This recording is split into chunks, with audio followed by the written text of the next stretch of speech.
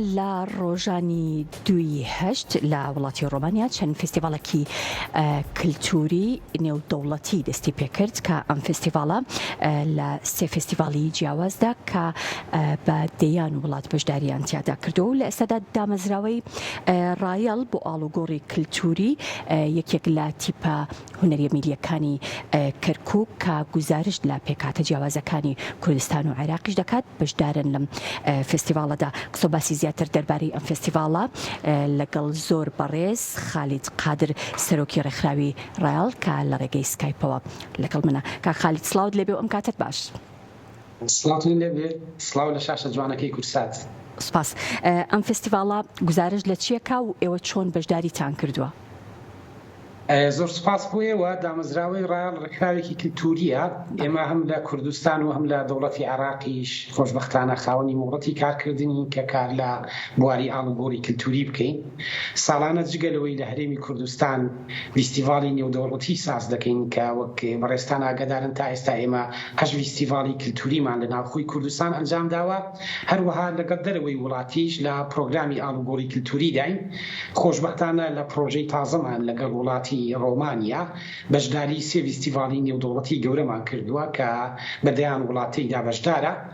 ئێمە بۆ تایبەتمەندی ئەم فستیڤالە گروپی یا تیپی هونەری میلی کەرکووک کە گوزارش لە هەر چوار پێکاتەکەی کەرکووک دەکات و تا ڕادەیەکیش دەتوانین بڵێن پێکاتەکانی هەرێمی کوردستان بەشداری ئەم فستیڤالەمان کردووە. فستیڤالەکە لە 2 مانگی هەردەستی پێکرد تا هەفتەی مانگی هەشت بەردەوام دەبێت لە 3 شاری گەورەی ڕۆمانیایە. لە شاری باسۆلی سەرەتا دەستی پێکرد و ئێستا گروپەکەمان لە شاری بارای لە دووەمین فستیڤالدا نمایشەکانی خۆی دەکات. فستیڤالەکە تەواو کللتوریە. هەموو وڵاتان بە جلوبەرگی ڕەسەن لە ڕێگای گۆرانی و لە ڕێگای سەمای میلی و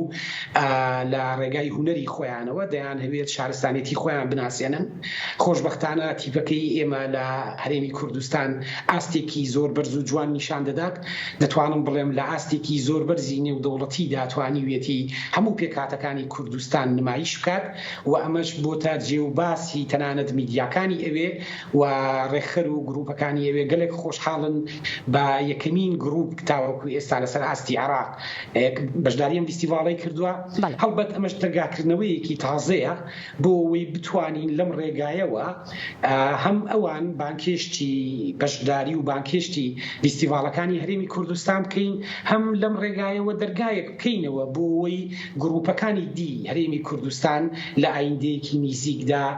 بتوانن بەشداری فستیڤاڵەکان بکەن. هەروەک لە ڕێگای شاشە جوانەکەی ئێوەشەوە ڕای دەگەێنم لە ئێستادا دامەزراوەی ڕایەڵ ئامادەکاری دەکات بۆ ناردنی تیپی هونەری میلی سلێمانی بۆ فستیڤاڵێکی نێودەوڵەتی کە هیوادارم لە ئایندەیەکی نزیکدا بەرهەمەکەی بەرچاو بکەوێت. زۆر باشە کاک خالید، بۆ خۆی مێژووی ئەم فستیڤاڵە بۆ کەی ئەگەڕێتەوە و ئێوە با بڵێن وەکو گروپی ڕایەڵیش با بڵێن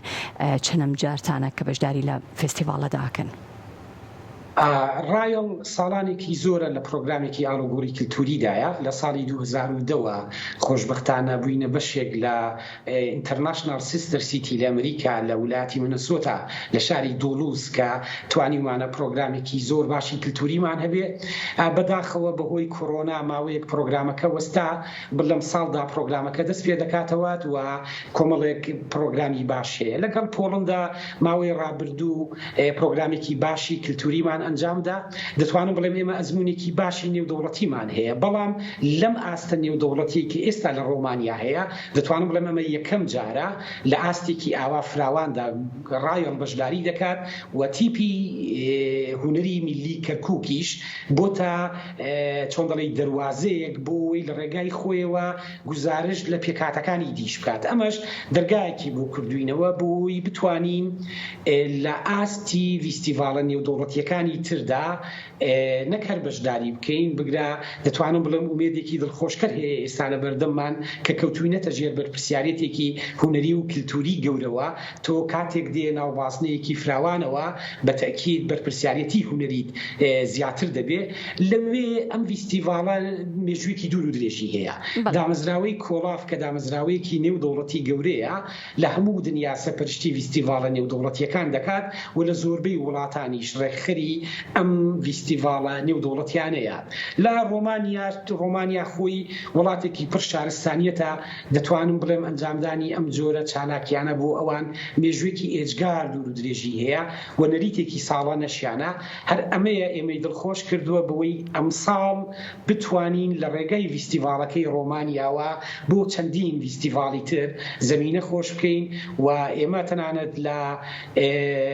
پەیجە فەرمیەکانی خۆمانەوە ئەومان ڕاگەیاند کە دامەزراوەی ڕایەڵ لە ئێستادا کار دەکات دەواازەیەکی تازە بەڕووی گروپە هونەریەکانی هەرێمی کوردستاندا بکاتەوە بۆی لایندەیەکی نزیکدا باشتر بەشداری ئەم فیستیڤاڵانە بکەن، چونکە بمبورە دەبێ ئاماژە بە خاڵێک بدەم هەرێمی کوردستان کۆمەڵێک گروپی زۆر باشی تێدایە، ینی گەنجی ئێمە گروپە هونەریەکانی ئێمە ڕاستی ئاستی زۆر باشیان هەیە، بەداخەوە دەرگایان کەم بەڕووداکراوەتەوە، یعنی زۆر کەم پشگیری کراون زمینەیان بۆ خۆش کراوە بۆی بتوانن بەشداری ئەم جۆرە فیستیڤاڵانە بکەن لە کاتێکدا ئەم خاڵە ئێجگار گرنگە، یعنی تۆ کاتێک لە بازنەیەکی نێودەوڵەتی شارستانیەتی خۆت دەناسێنی تۆش دەبی بە بەشێک لەو پێکاتە نێودەوڵەتی کە لە چوارچێوەیەکی گشتیدا ئیش لەسەر گەشەپێدانی کللتوری دەکات. ئێمە بۆ ئومێدەوە کار دەکەین و خۆشبەختانە چەند ڕۆژێکی تریشمان لە ژێردەستدا ماوە بۆی بتوانین لە سێمین فیستیڤاڵیشدا ئاستی تیپەکەمان بە ئاستێک بەرز بکەینەوە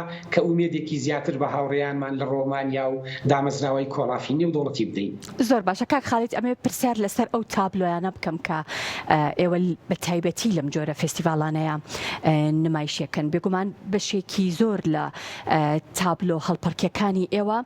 جگەلەوەی کە گوزارشتە لە فەرهەنگ و کللتوری کوردی بەشێکی زۆریشیان هەڵگری چەندین چیرۆکی جیاوازن، ئەو چیرۆکانەی کە ئێوە زیاتر تەرکیزتان کردوتە سەر بۆ ئەوی کە لەم جۆرە فستیڤاڵانەدا پیشانی بن و نمایشی بکەن کام چیرۆکانن؟ لە دەستپێکی فستیڤاڵەکە تیپی هونەری میلی کەرکووک بە تابلۆی شوان بەشداری کرد کە تابلۆیەکی پڕ گزارشتی مێژوویە لەسەر فەرهەنگی کۆنی کوردی، لەسەر پەیوەندی هەر ینی ڕەگەزەکان لە ناو کۆمەلگای کوردیدا، بەشداری هەردوو ڕەگەز لە گەشەپێدانی هەم لە زیانی کوشت و کاڵیەوە بیگرە بۆ سەرێ. ئەو جگە لە ئەم ڕایەڵە خۆشەویستی کە لە مێژووی ئێمەدا هەیە، یعنی دابی ئێمە مێژووی ئێمە سەربەرزە بە خۆشەویستێکی جوان، بە پەیوەندیەکی تەندروست، بە تێکەڵیە کە ژیان دۆستی بووە. تابلۆی شوان گزارشتێکی تەواو لەو ژیان دۆستیە دەکات. ئەم ژیان دۆستیە گەرمێن و کوێستانیەی میلەتی ئێمە کە گزارش لە گەلی ڕەسەنی زاگرۆز دەکات، یعنی لە مێژوویەکی دوور و درێژدا دەنگی چیە لە تابلۆیەکە دەبینی، دەنگی شوانێک دەبیستی، لەنجەی خانوێک دەبینی کە لەسەر کانیەک دەگەڕێتەوە، لار و لەنجەی کوڕێک دەبینی کە بەدەم دەستگیرانەکەیەوە دەهێوێت شعرێک بڵێ. ئەمانە هەمووی تابلۆیەکی هونەری. هەڵبەت گروپەکە چەندین تابلۆ نمایش دەکات، یعنی جیا لە تابلۆ کوردیەکان مەسەلەن چەندین تابلۆی فەرهەنگی عەرەبی، تورکمانی، سریان وە گوتم گروپەکەمان لەژێر بەرپرسیارەتی ناساندنی هەموو پێکهاتەکاندایە، بۆیە بە چەندین تابلۆی جیاواز دادەبەزێت و مەسەلەن لە بارێلیا فۆکسی زۆری گروپەکەمان لەسەر ناساندنی فەرهەنگ ینی باشووری عێراق بوو کە خۆشبەختانە ئەم تیمە عەرەبیەی ناو گروپەکەمان ئاستێکی باشیان نمایش کرد. بۆیە ئێمە لەو بازنە فراوانە تەماشا دەکەین کە چۆن تورکمانەکان، کە چۆن عەرەبەکان، کە چۆن سریانەکان، کە چۆن هەمومان لەو هەرێمەدا بە خۆشەویستی ژیاوین و هونەرە ئێمە هەمیشە لەو بازنەیەدا زیاتر پەیوەندیەکانمان تونند و تۆڵ دەکات. یعنی بەداخەوە ڕەنگە سیاسەت زۆرجار وای کردبێ درزێک بخاتە نێو پەیوەندی ئەم پێکهاتانەوە. هونەر دێ پاڵ بەم درزەوە دەنێ بۆ ئەوەی هەمومان لەسەر ئەم پێکهاتە مرۆڤایەتی و خۆشەویستیە پێکەوە کار بکەین و خۆشبەختانە هەرێمی ئێمە، هەرێمی کوردستان هەمیشە سەربڵند بووە، هەمیشە یەکێک لەو خاڵە درەوشاوانەی کە لەگەلی ئێمەدا هەیە ئاشتی و پێکەوەژیانی پێکاتە جیاوازەکانە و ئەم میتۆدەیە کە تیپی هونەری میلی کەرکووک لەم فستیڤاڵەدا کە لە ڕێگای دامەزراوەی ڕال نمایش دەکا ڕۆڵێکی باش و ڕۆڵێکی سەرکەوتوانە دەگێڕێت کە هەر لێرەوە جارێکی کە من دەستخۆشی لەوان دەکەم و تەمەنا دەکەم بە هەموو لایەکمان بتوانین ئەم دەواازەیە باشتر بکەینەوە بکەینەوە بۆی هونەر و شارەسانیەتی خۆمان باشتر بۆ وڵاتانی دی بناسیێنین. زۆر باشە کاک خالیت ئەوەندەی کە بینەری بەشێک لە با بڵێن چالاکی نەتەوەکانی تر یاخود تابلۆکانی نەتەوەکانی تر بیت چەندێک یاخود چ نەتەوەیەک لە ڕۆی شێوازی جلوبەرگ و هەروەها کللتوری نەتەوەکەیان نزیکایەتیان هەیە لەگەڵ نەتەوەی کورد؟ سەرسام بووم بە گروپی یۆنان گروپی قوبرس گروپی جۆرجیا بەس بە پلەی یەکەم من وەکو بینەرێک بۆ فیستیڤاڵەکە یۆنان هەستم بە زۆر لە تابلۆکانیان خاڵی ئەو خاڵانە کرد کە دەکرێت وەکو خاڵی هاوەش ناوی لێ بنین دەبێت پێت بڵێم ئەم گروپانە ئەزمونێکی زیاتریان هەیە هەڵبەت ئەمەش بۆ ئێمە ئەزمونێکە بێشک بۆ فیستیڤاڵی تر ڕەنگە ئامادەکاریەکانی ئێمە لە ئاستێکی زۆر باشتردا بێت چونکە خۆت دەزانی گروپە هونەریەکانی ئێمە و بە تایبەت دامەزراوە کللتوریەکان لە کوردستان قەیرانی گەورەمان لەبەردمە یعنی ئێمە بۆی بتوانین باش خۆمان ئامادە بکەین بۆ ئەم فیستیڤاڵە نێودەوڵەتیانە پێویستەوە تێبگەین سەپۆرتی ئەم پرۆژە کللتوریانە گرنگە یعنی من چۆن پێت بڵێم بەشێکی زۆری ئەم کارانەی ئەگەر دەکرێت جیاواز لە هەڵبەت خەرجیەکانی ئەم فیستیڤاڵە جگە لە تکتی فڕۆکە وڵاتی ڕۆمانیا بەخۆیەوە گرتووە و لێرەشەوە دەمەوێت سوپاسی تایبەت بنێرم بۆ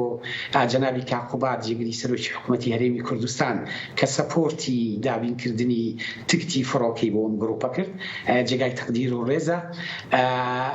بەڵام من دەمەوێت ئەوە بڵێم بۆ ئەوەی لەم فیستیڤاڵانە باشتر دەربکەوی پێویستە سەپۆرتەکە سەپۆرتێک بێت بتوانین لە ناوخۆی کوردستاندا پرۆژە بێ یعنی چۆن ئەمە بکەینە پرۆژەیەکی بەردەوام چۆن ئەمە وا بکەین ئەم گەنجانە ئەگەر دێنەوە تەنێ لە فیستیڤاڵەکان ئەوڕیان لێ نەدەینەوە بۆی لە ئامادەکاریەکانیان لە پێداویستیەکانیان وەک ڕاستگۆی یەک پێت دەڵم بەشێک لەو خەرجیانەی ناو فیستیڤاڵەکە کەوتوتەن سەرباغەڵی خۆیان ئەم گەنجانە بەڵام عشقێکیان هەیە و ئەم عشقەیە وا دەکات تێیدا بەردەوام بن من لە ڕێگای شاشە جوانەکەی ئێوە دووبارە تەکید لەوە دەکەمەوە گرنگە وەزارەتی ڕۆشنبیری گرنگە لایەنە پەیوەنددارەکان سەپۆرت و پشتگیری هەمە لایەنیان بۆ دامەزراوە کللتوریەکان فراوان بکەن و بیکەنە ئامانجێکی سەرەکی یعنی ئێمە ئێستا ئامادەکاری دەکەین بۆ نوێمین فیستیڤاڵی کللتورە جیاوازەکان وەک ئەوان یعنی ئێمە ساڵانە لە هەرێمی کوردستان فیستیڤاڵێکمان هەیە چەندین وڵات تێیدا بەشداری دەکات باشە ئەمە دەبێت پرۆژە و خەمێکی دەوڵەتی بێ وەک لەوەی تەنها خەمێکی ڕێکخراو بێ یعنی ئەمە نابێت تەنها لە دامەزراوەیە کە سەیری بکەیت ئێستا لەوێ ئەوەی من پێی سەرسامم دەوڵەتی ڕۆمانیا خۆی بە دەوڵەت سەپۆرتی ئەم پرۆژەیە دەکات یعنی لە هەموو پنجێکیەوە سەپۆرتی ئەم پرۆژەیە دەکات و ئەو لەویەی تێتی نەک مەسەلەن تەنها ڕێکخراوێک بیر لەوە بکاتەوە یا تەنها دامەزراوەیەک بیر لەوە بکاتەوە تەمەنا دەکەم ئەم بەرنامەیە و گفتوگۆ باشەی لەگەڵ بەڕێزت کە هەمیشە ئێوە بەرنامە جوانەکەی ئێوە پشتگیری کارێکی باشی ئەم پرۆژە هونەریانەیە کە جێگای تەقدیر و ڕێزە تەمەنا دەکەم ئەم گفتوگۆیەش بێتە هاندانێکی زیاتر بۆی ئەم دامەزراوە کللتوریانە باشتر پاڵپشتی بکرێن و خەم بخورێن بنمونە من لێرە ڕاپێشنیار دەکەم فیستیڤاڵی مانگینۆ بە هەر خەمی تەنها دامەزراوەیەک نەبێت با خەمێکی گشتی بێت بۆی ئێمەش لە باشووری کوردستان بتوانین پێیان بڵێین ئێمەش دەتوانین ئێوە بانکێش بکەین لە فیستیڤاڵی لەم بابەتەدا پێکەوە ئاوێزان بین و باشتر ئاشنایی فەرهەنگ و میلەتی ئێمە بن. دەستەکانت خۆش بێ زۆر سپاس بۆ بەڕێز خالید قادر سەرۆکی ڕێکخراوی ڕایل سوپاس دەکەم جارێکی تر کە لە ڕێگەی سکایپۆ لەگەڵ من بووی.